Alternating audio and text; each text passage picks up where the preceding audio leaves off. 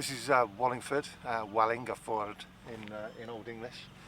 But we're not going over into beautiful Berkshire, the nice safe enclave for sane people. We're now in the Midlands, heading into Oxfordshire and perhaps up into the Chilterns. But we're investigating a Saxon charter, the Saxon charter of Newnham. And I'm here with my friend Darren. Shall I come in to shot? Oh yeah, no, I was going to. Hello there, everybody. And so yeah, he's local.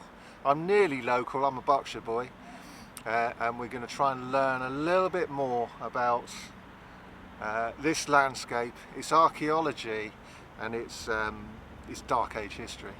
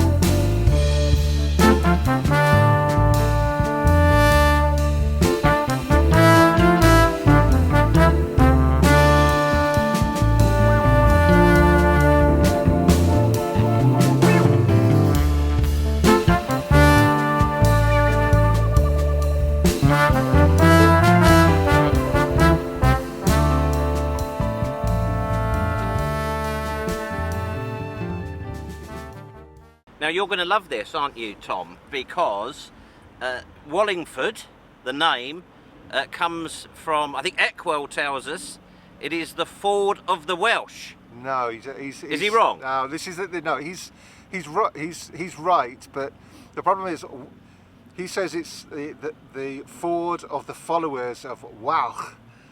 The problem is Walch is also a name, so it's the followers of my mate Welshie.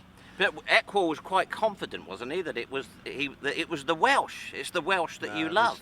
Yeah, I know, but we mustn't overcome the truth for the things that to we make love. it fit what you want. Yeah, so this is the problem. So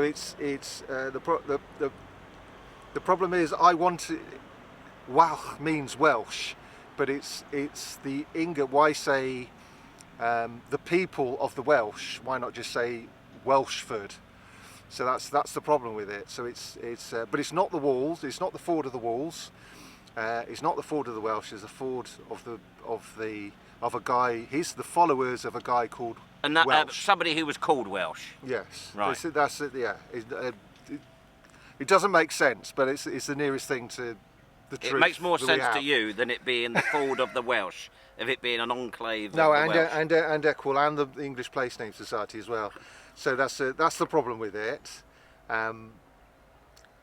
Yes. I wish it was an enclave, but it isn't. It's not an enclave. That's a disappointing start. And straight away we're disagreeing here. So Allotment Fox thinks that this area here is where Cat's Island is. We've got this sort of ditch. So that's right bang at the edge of Wallingford. I have to say I've got it right the way over there. Yeah, well, sadly, I'm wrong. You're entirely off the mark by a long. I read it. I read it that direction is sort of starting from the end bit of the charter, and I'll tell you something amazing. Where the Wallingford bypass bridge crosses the Thames, which was built in about 1992. Before it was built, from about 1985 up to 1992, they did extensive archaeology there. Yeah. Because it had already been known that on the route of the bypass, on the other side of the river, I think it was called Whitecross Farm, there was a Bronze Age settlement. Right. Now, when they were building that bridge in '92, they found silted up now to the side of the river, the remains of an island. Right.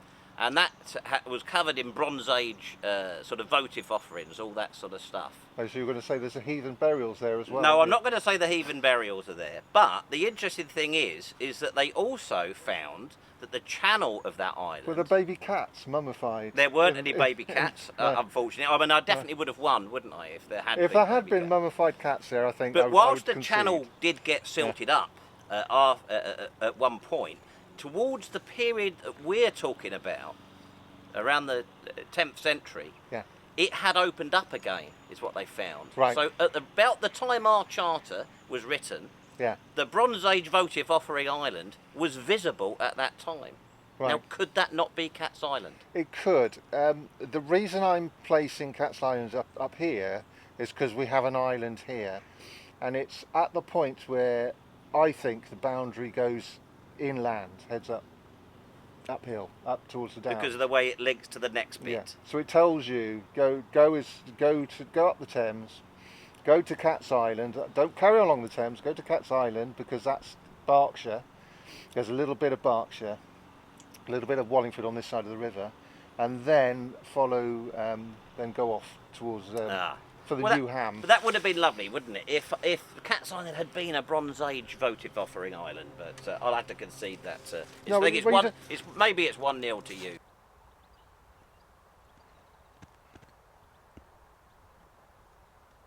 We're getting off topic, aren't we? What did you want to see?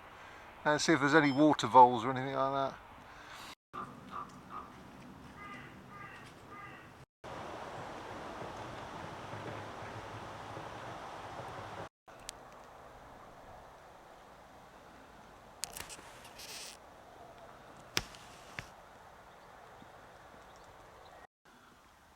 Just below us in this field down here. Yeah, so bottom left of the field. So that's the Grimsditch. That's the Grimsditch, yeah.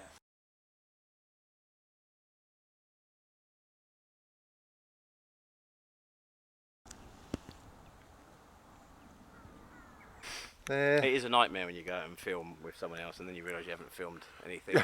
It's a bit of a problem, isn't it? Yeah. Right. Right. I'm not local. I think the Grimsditch, just looking at the map, I see straight lines, I see corners. I'm thinking Romano British.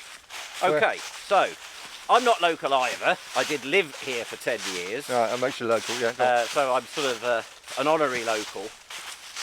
That view has been expressed by others for this section of Grimsditch and another section of Grimsditch somewhere up in the northern part of Oxfordshire. I can't remember the name of it. Anyhow, when they built the Wallingford bypass, they cut through a section of Grimsditch, Right. and the Archaeology gave it a date for construction of late Iron Age, possibly into early Roman. Oh, early Roman. Right. Possibly.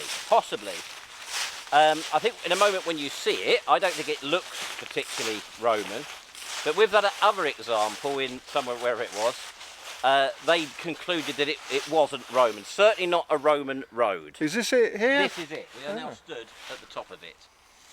Now, that is not a classic Roman profile. Right, okay. Well, there's no ditches, are there? What's that down there then? Yeah, well, that is the ditch, but it's right. not a side ditch, is it? Right.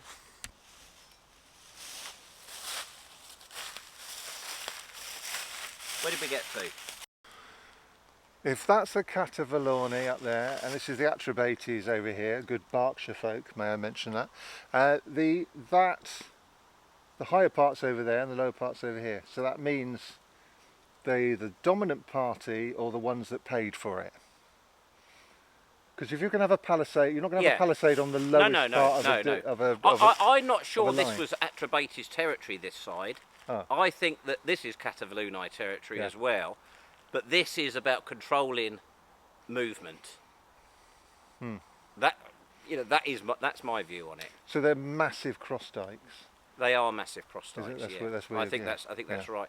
I mean, the Roman road thing is really compelling. I totally accept that.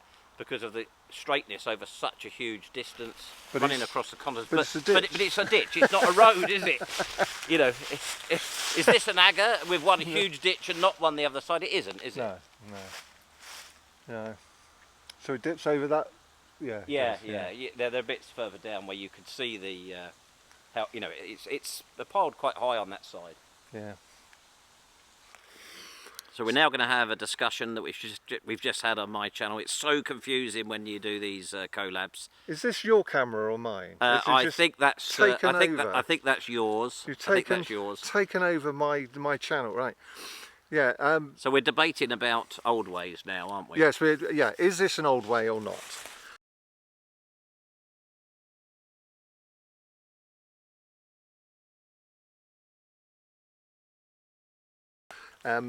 So it's not an old way because it's a ditch, but then again it might be. So what is it the right place on the map to be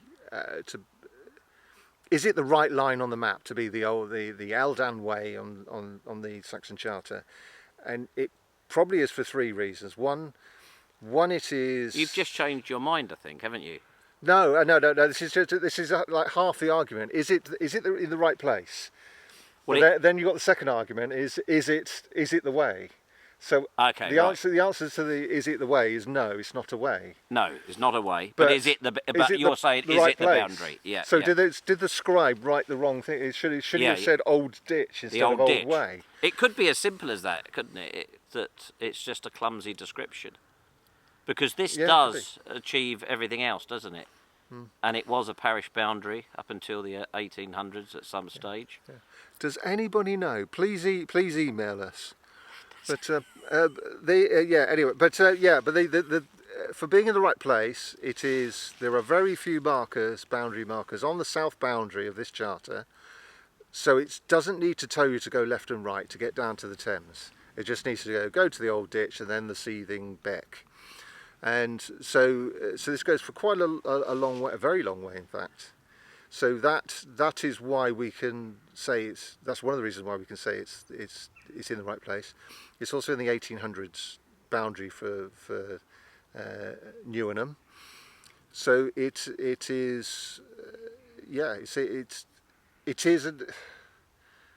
I'm not sure is my answer. Yeah, I'm not sure. I came today from my pre-research convinced that this wasn't one of the bits I was going to be worrying about. I thought this was certain, but I'm now not so certain. I mean, one thing is that the problem is that parish boundary for me, because running over there through Mungwell Woods, if you look at the map, you'll see it. Maybe Tom will do an overlay.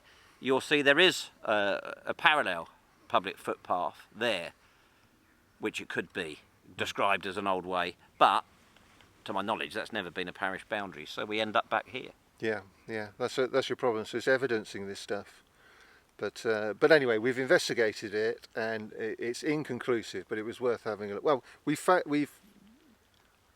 our research and coming out here has found stuff out, and that's what matters. That's all that matters. Yeah. Very good. One quick question for you, Tom. Yeah. Where it refers to on Warden Hill or Warding Down, to there having formerly been a cross, that strikes me as a bit odd that they're describing a boundary by referring to something that is no longer there. So it's going to go out of date fairly quickly. Is that an unusual thing? It might have been something that everybody remembers.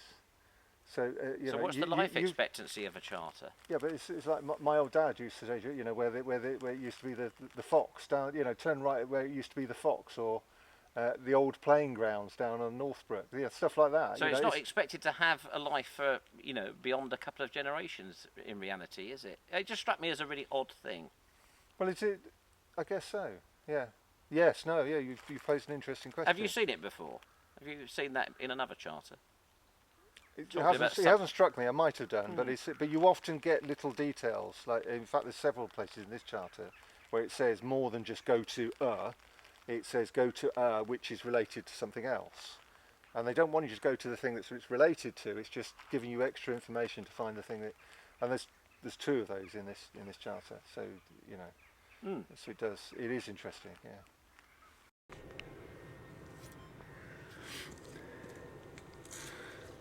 You know about that thing, don't you? You have to walk backwards. Right. As natural as we can. So this is Shenley Wood, and what caught my attention is that I haven't. Obviously, I know what Lee means. It means either a wood or a pasture. But Shen I haven't come across before. And the nearest thing I can come to it is Shern, which means dung, or sometimes means something that's shorn. It's been cut in half. So I don't know whether there's a county boundary around here. I don't know. But yeah, unusual. But that if it is Shern, where's the R gone? But yeah.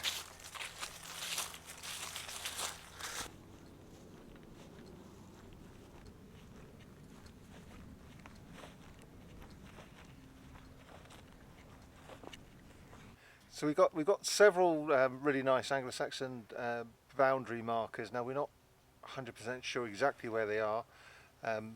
This is one candidate. Again, we're using the old boundaries to give us a clue about where the Saxon boundaries might be.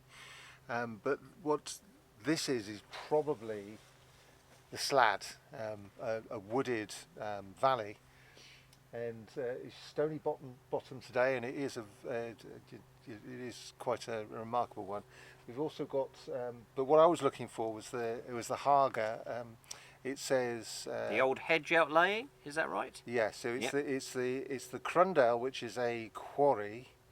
There say Haga outlayer, and that is So it's the quarry that the hedge outlies. Now, if you know me, you know I'm into my hedges. I thought it might be here over on the right, and it looked a good candidate on Google Earth, but it is just oak trees now. It's a line of oak trees. So A, I won't be able to date it, and B, it's not really a hedge anymore. Yeah, we're getting to the end of the day. It's the golden hour, and there's not much time left now. But And we're flagging a little bit, possibly. Yes. But I think the thing for me with this location, Stony Bottom, I think we're in agreement about this one, aren't we? It feels it pretty could be. likely that this is it. Yeah. Parish boundary used to run along here up until 1932, I think. Still does. It's still does. here. Yeah, Right. it's still here. And then it heads off down there. But yeah, it's certainly. I think it is one of the landmarks of the Saxon Charter, definitely. But mid Slad, I think we Yeah. it's both of our favourite. I think it's our preferred one. So we've got some agreement there, and then from here it runs down to the lovely bit that I love the sound of, the Greystone, doesn't it? Which we see remembered in Greyhone Woods. Yeah, and I thought it might be here. Actually, Ed, we'll have to have a little look round while we're here. I like that optimism. I do like that optimism. I have found the old Saxon stone. Yes, maybe like 1 in 8. So you keep looking. Is the answer? The other thing for me is that when I first started looking at this charter, I assumed the charter boundary was going to be, because Greyhone Wood is quite a long way down there. But I don't think it does. I think the charter boundary turns back before where Greyhone Wood is today. Yeah. But I'm glad you mentioned that. it seems possible that Greyhone Wood is remembering a stone that I tend to think the stone probably was at the junction of this boundary here and the lane that runs up the heart-shaped valley. Yeah, I'm glad you mentioned that. It's Harp and Dina it still exists. That's one of the markers.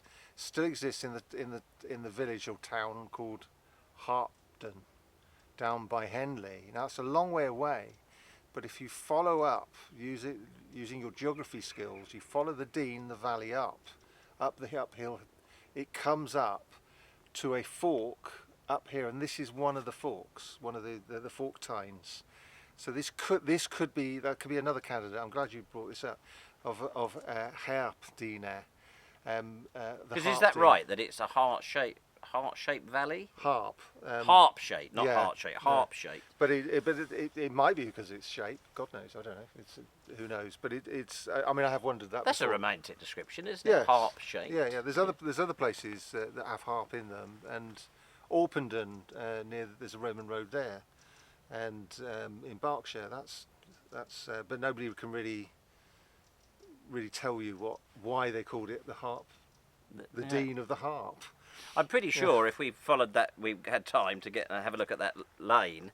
Yeah. The lane that runs off there, which I suspect is probably where the boundary charter is returning, is I think a continuation of this. I mean, I don't know if that's I don't know if that's harp shaped. That one over there is the other tie. So you've got like a T junction. So that Harpenden comes up here from Harpden, and then it goes left and right. And I don't know. You have to get yourself into the mindset of what the Anglo-Saxons thought, but I can't work it out.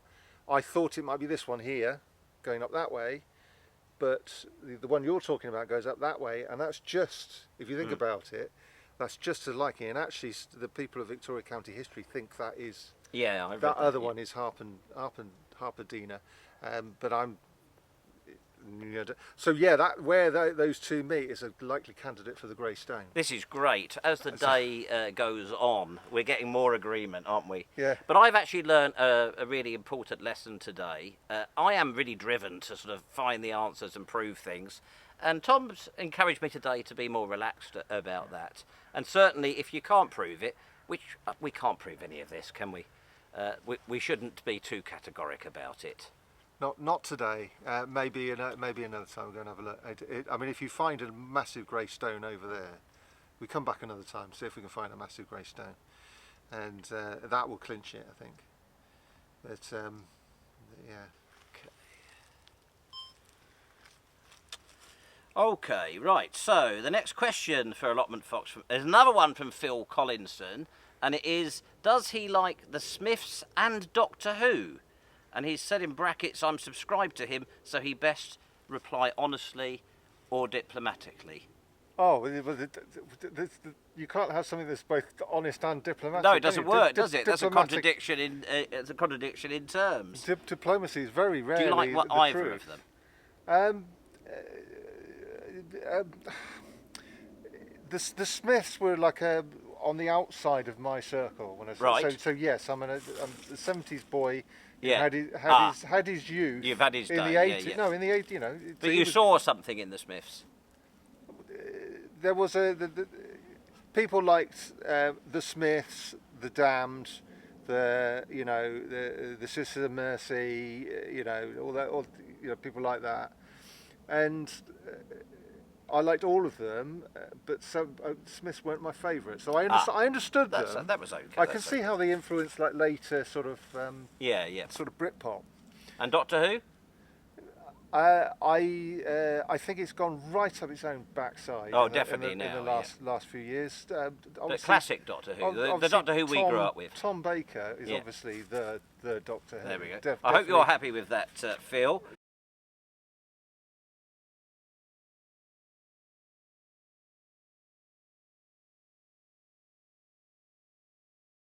It's I'd like to go on and ruin your channel by saying. He's your subscriber as well, remember. I think Phil will be happy. He'll be happy with that. We've got another one to do with charters. I've been filibustered. Right. This is Sarah Murray. Yeah. What filibustered? What's the oldest document he's handled or... I'm going to do this again. What's the oldest document he's handled or seen? The furthest he had to travel to investigate one. Do they smell funny? No, I don't need to see them because people have gone before us and told us where they are and printed them out. So I have looked at. So for example, I have looked at the original sources, but on the original manuscript, but on the British Museum website, the British Library website. I don't need to go to the British Library and see it. To see and they probably wouldn't allow me. You wouldn't get near them, would you? I might or might not. I'd have to persuade them that I'm not just some lunatic on YouTube, which, as you can imagine, might be quite difficult. Might be difficult. But the reason I wanted to do it is I wanted to find out whether Swanley was either Swanley or Spoonley. And the reason for that is there is an Anglo-Saxon character called a win, which if both look interchangeable, P and W. So I wanted Swanley because I have a romantic nature. There's going to be a beautiful word of the swans. It was actually Sponley, because it's a meaning wood chips. And where we get the word spoon from, wooden spoon. Right, that's not so. So to find that out, because I thought people had mistranslated it, I had to go to the original source, but that was on the British Library website. I didn't need to go to London to see it. So I haven't handled any, and we don't need to. But there's still lots of work to be done. One, get out in the field and check what the academics are saying. They don't like to do that very much. So we can go and see if we can find a grey stone. And two, a lot of this they haven't even attempted to interpret. So watch it in Somerset, nobody's written that up. No. So, I may be the first person to look at it and go, that's that, and that. So it's all there's big niches for antiquarians now. That's it, folks. Thank you for watching. Thank you to Darren for coming out and walking this boundary with me. Here's a link to his channel. You can go and see his version. Thank you for watching, and I hope to see you all soon. Ta-da.